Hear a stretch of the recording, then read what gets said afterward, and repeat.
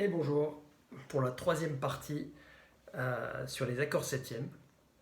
Donc, pour rappeler brièvement, la première partie, on a vu différentes positions des accords septièmes standards sur le manche. La deuxième partie, on a vu donc des enrichissements, notamment la neuvième et la sixte. Et là, on va voir les altérations et en quoi on peut les utiliser. Donc je ne vais pas montrer des tonnes de positions sur le manche, mais je vais essayer d'expliquer comment on peut les utiliser. Et puis il y a certaines gammes un peu bizarres qui vont bien avec ces accords et on se demande toujours comment les utiliser. Bah, là, normalement, il y aura la réponse. Alors, on était parti au départ sur un accord La septième. Et c'était ça la position, d'accord? On a d'abord le La sur la première corde, on bloque la deuxième corde, hein, comme toujours. Et puis ensuite, on a la septième avec le majeur. Ensuite, on a l'auriculaire qui va faire la tierce. Et ensuite, on a l'annulaire qui fait la quinte. Les altérations, en fait, ça va se jouer sur la quinte et sur la neuvième. En fait, ce qui va se passer, c'est que on va pouvoir augmenter ou diminuer la quinte et on va pouvoir augmenter ou diminuer la neuvième. Et en fait, c'est ça les altérations, à peu de choses près. Il y a peut-être d'autres choses qu'on peut faire, mais en tout cas, on va s'en tenir à ça. On va même s'en tenir à plus simple. On va commencer par regarder juste l'augmentation de la quinte. Donc ça fait une quinte augmentée. Donc normalement, la quinte, on avait vu qu'on n'avait pas trop besoin de la jouer. Souvent, on se contentait juste de la fondamentale, de la septième et de la tierce pour les accords septièmes. Ça suffit, ça définit l'accord. Vu que la quinte, on va la modifier, on va devoir la jouer.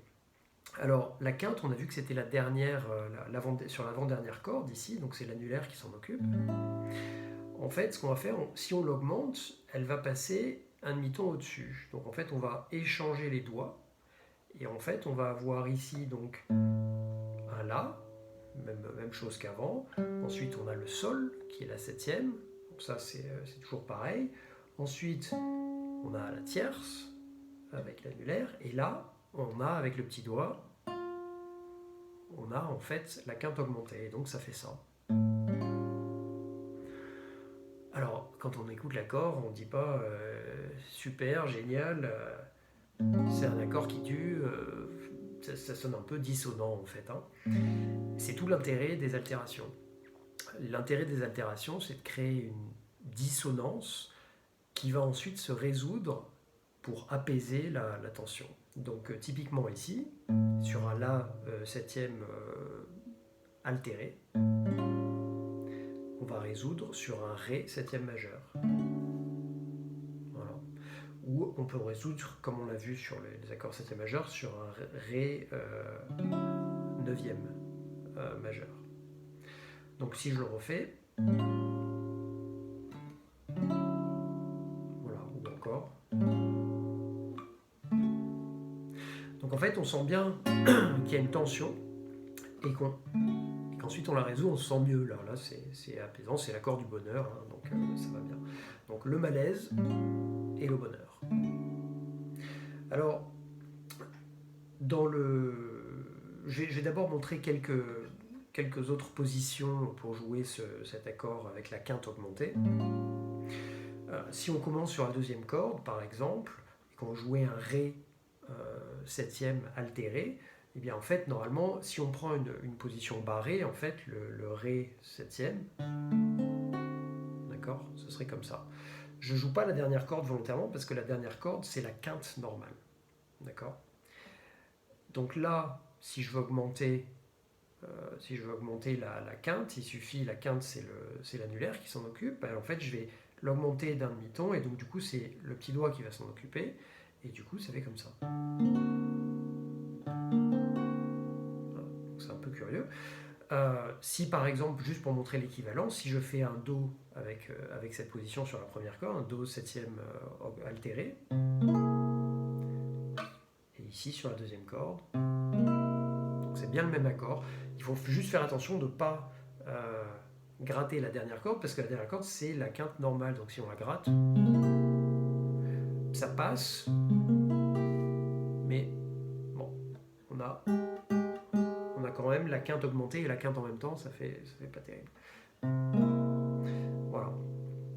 Si on essaye de le jouer à partir de la troisième corde, donc la corde de Ré, eh bien en fait ça va se passer la même chose. On avait vu que pour les accords septièmes, par exemple, si je jouais un La septième, en fait c'est comme ça la position. Donc ça, vous pouvez revoir la première vidéo, la première partie. Là normalement c'est un La septième.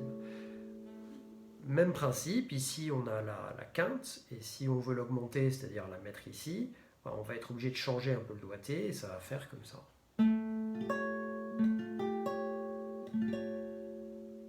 D'accord ?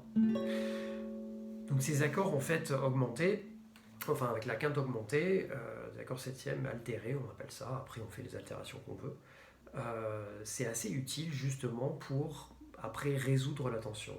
Donc typiquement, comment on les utilise ? Quand on fait une progression standard en jazz, donc un 2-5-1, j'ai expliqué un peu ce que c'était, mais je vais le répéter. Donc par exemple, si on fait un Mi mineur 7, et après on ferait un La septième, et après un Ré septième majeur. Voilà. Ça c'est 2-5-1, c'est-à-dire que par rapport au Ré, on commence par le Mi, donc c'est 1 au-dessus, donc c'est 2. Ensuite, on fait le La, par rapport au Mi, c'est 5 quand on regarde dans la gamme de Mi. Et ensuite, on retombe sur le Ré, c'est le 1, donc 2, 5, 1.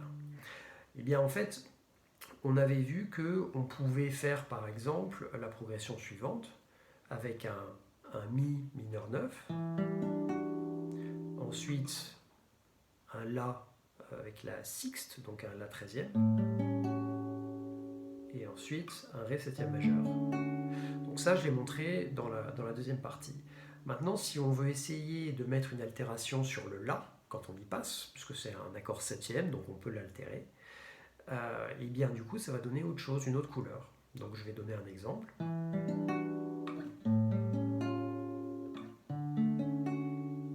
Voilà.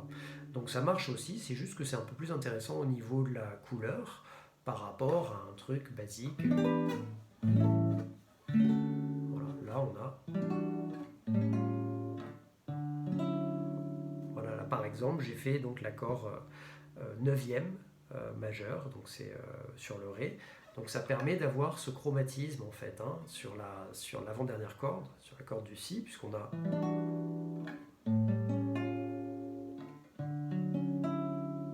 Donc ça fait ça. C'est pas mal. Donc ça, c'est une façon de les utiliser. C'est la façon la plus courante, en fait. C'est quand on a une tension, c'est de résoudre sur l'accord qui est donc juste en dessous, en fait. Hein.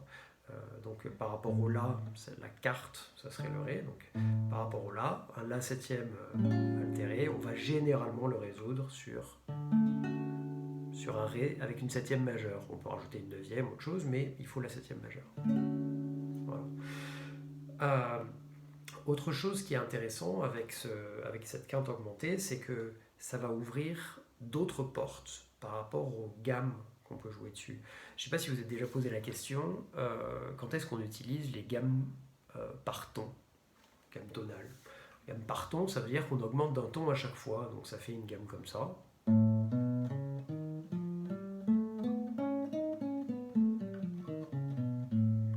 Et c'est vrai que bon, ça sonne sympa, ça sonne un peu exotique, mais on ne sait pas trop l'utiliser dans des morceaux normaux, quoi, j'ai envie de dire. Et bien en fait, on peut l'utiliser justement sur cet accord altéré. Donc typiquement,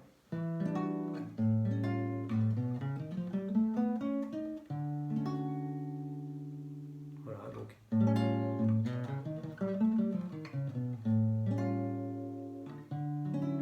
ça permet en fait, quand on improvise, imaginons qu'on est d'abord sur ici un Mi mineur 9, donc bon, on est sur la gamme de Ré majeur,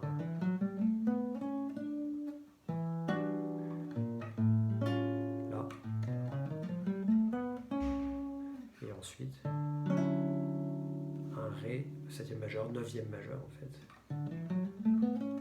Donc en fait, on est sur une gamme, on fait l'altération, on passe sur une gamme bizarre, et ensuite on revient sur la même gamme. Donc ça permet de caser des notes un peu bizarres dans la progression, et ça donne une couleur intéressante.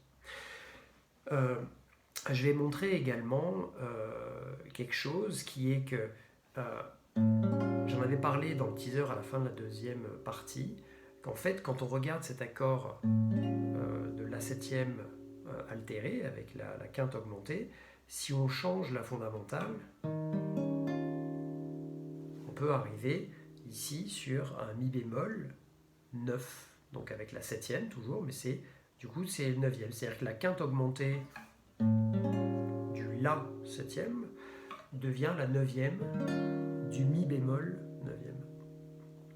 Donc ce qui peut se passer en fait, c'est qu'on peut faire une substitution, et j'avais dit transposition dans la dernière vidéo, c'est substitution, ce qu'on appelle la substitution tritonique. Tritonique parce que ça se situe 3 tons au-dessus de l'accord qu'on fait, hein, c'est tout bête. Et bien en fait, on peut faire ça. Donc par exemple, on faisait la progression suivante, on avait un mi mineur 9, le la septième altéré, et ensuite on avait le ré neuvième majeur. Et bien là, on va pouvoir faire la substitution. On va remplacer cet accord-là, le la septième altéré, par le mi bémol neuvième. Et ça va faire ça.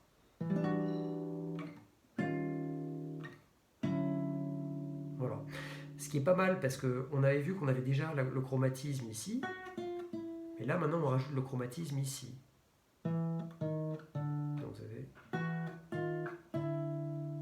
Voilà. Donc, je rejoue. Voilà. On peut même jouer les deux, en fait, en faisant comme ça.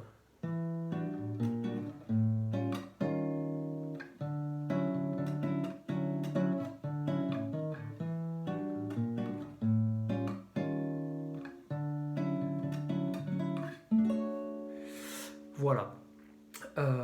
Une autre altération dont je vais parler, mais plus brièvement, j'avais parlé de la neuvième. On ne va pas faire la quinte diminuée, ça rentre dans d'autres choses, mais on peut faire la neuvième, et notamment on peut faire la neuvième augmentée. Et ça, c'est un accord qui est assez connu, en fait. C'est celui-ci. Donc en fait, je vais juste montrer une position, hein, juste pour savoir que ça existe. Si je prends le mi, donc on va commencer par exemple sur la deuxième corde, ensuite on a la tierce, ensuite on a la septième. Donc ça déjà on va voir l'accord septième. Et en fait la neuvième augmentée elle se situe là. D'accord? Donc en fait elle se situe, c'est comme si c'était une tierce mineure. Donc c'est comme si dans le même accord on joue à la fois la tierce majeure et la tierce mineure. Bon, il me semble que c'est utilisé dans pas mal de films d'ailleurs pour faire un peu une sorte d'intrigue, qu'est-ce qui se passe. Mais c'est aussi utilisé par Jimi Hendrix, tout bêtement, quand il fait, c'est quoi, c'est Purple Haze, où il fait...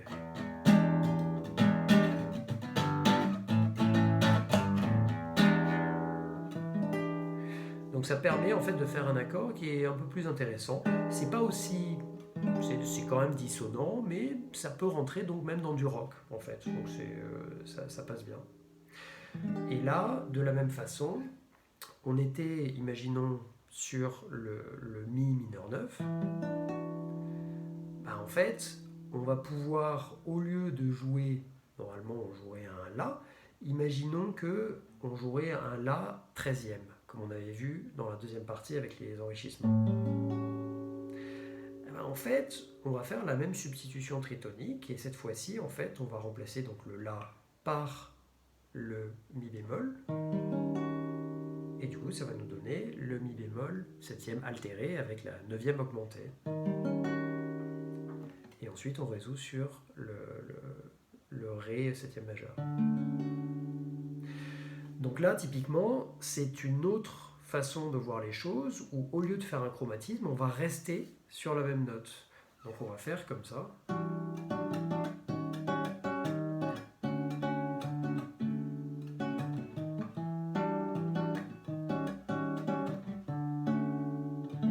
Voilà. En fait, il y a pas mal d'accords, et c'est un truc à garder en tête, il y a pas mal d'accords ou d'altération, d'enrichissement, qui sont là pour faciliter le lien dans la suite d'accords. Donc ça va soit être pour introduire une progression chromatique, ou pour garder une note d'un accord à l'autre. Et en fait, les enrichissements, ça sert beaucoup à ça. Ça met du ligand entre les accords, ça permet de faire sonner les choses un peu plus smooth, un peu plus soft. Voilà, donc ça coule plus, ou alors avec la quinte augmentée. Donc ça, c'est la même progression, mais avec une approche un peu différente. Voilà. Voilà ce que j'avais à dire sur les altérations. Après, bon, on peut en trouver d'autres sur le manche, mais je ne veux pas montrer des tonnes de possibilités. C'est juste que je trouvais que c'est quand même sympa. Et voilà. Et donc ça clôture cette série de 3 épisodes sur les accords septièmes. J'en parlerai beaucoup moins par la suite, puisqu'on les aura couverts. Mais bon, c'est important d'avoir quelques notions un peu de ce qu'on peut faire avec. Et voilà. Merci et bon courage pour bosser ça. Allez, à plus.